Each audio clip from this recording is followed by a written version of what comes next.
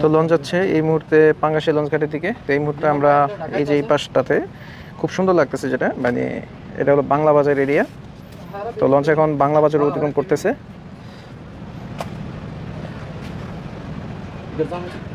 আর নদীর সাথে এরকম লঞ্চ থেকে এরকম সুন্দর সবুজ প্রকৃতি এটা আসলে খুব কমই দেখা যায়। বাম পাশে অনেক জেলেরা আছে, বুঝছেন? হ্যাঁ বাম পাশে নদীর বাম সাইডে অনেক জেলেরা আছে, জেলেরা মাছ ধরে হ্যাঁ, এবং ডিস্টার্ব করে। অনেক ডিস্টার্ব করে, প্রচুর ডিস্টার্ব হয়। এখন নাই মনে করেন এই কুয়াশার সময় আচ্ছা, ওই যে অনেকগুলো, হ্যাঁ অনেক জাল ফেলে রাখছে। একেবারে নদী ভরপুর করে জাল ফেলে রাখছে। আপনারা দেখতে পাচ্ছেন যে অনেকগুলো জাল ফেলে রাখছে এলোপাতারি ভাবে। তো নদী তো তাহলে ওনাদেরই দখলে। জাহাজ একটা কাছার দিয়ে যাইতেছি, বুঝছেন? গাছপালা যদি সমস্যা। এই পাশে কি চর আছে নাকি আবার? চর নাই, কিন্তু শীতকালে পানি কম থাকে। পানি কম থাকে। আচ্ছা, তো মূলত এই জেলেরা জাল ফেলে রাখছে, এই একদম জাল ফেলে রাখছে। এটা হলো মূলত লঞ্চ চলার যে চ্যানেল।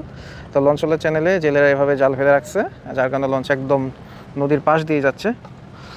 অনেক সময় এই জেলেদের সাথে কিন্তু দ্বন্দ্ব হয়ে যায়, জেলেরা তখন মানে ইট পাথর লঞ্চের দিকে ছুঁড়ে মারে, অনেক ঝামেলা হয়। অবশ্য জেলেরা এখানে জাল ফেলে রাখছে, এটা ভালো হয়েছে। তা না হলে এই লঞ্চ থেকে এরকম সৌন্দর্য উপভোগ করা যেত না, আর লঞ্চে এরকম নদীর পার দিয়ে যেত না।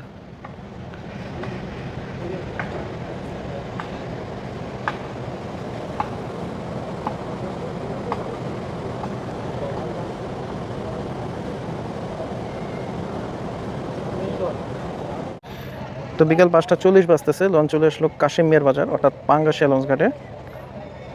পাঙ্গাসিয়া লঞ্চ ঘাটে দেখা যাচ্ছে প্রচুর যাত্রী।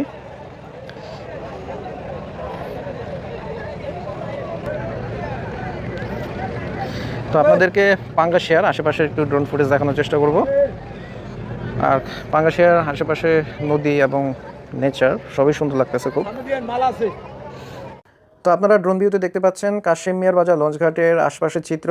তো কাশিম মিয়ার বাজার লঞ্চ ঘাটের আরেকটি নাম হলো পাঙ্গাসিয়া লঞ্চ ঘাট। তো কাশিম মিয়ার বাজার লঞ্চ ঘাট থেকে পাঙ্গাসিয়া লঞ্চ ঘাট এই নামে বেশি পরিচিত এই জায়গাটা। আর এই লঞ্চ ঘাটটি তেঁতুলিয়া নদীর তীরে অবস্থিত। আর এই লঞ্চ ঘাটে ঘোষেরহাটের লঞ্চের পাশাপাশি যে লঞ্চগুলো চরমন্তাজ যায়, সেই চরমন্তাজের লঞ্চ কিন্তু এই পাঙ্গাসিয়া লঞ্চ ঘাটে কিন্তু ঘাট করে। অর্থাৎ ঢাকা থেকে আপনারা চরমন্তাজ অথবা ঘোষেরহাটের লঞ্চে আপনারা এই পাঙ্গাসিয়া লঞ্চ ঘাটে আসতে পারবেন।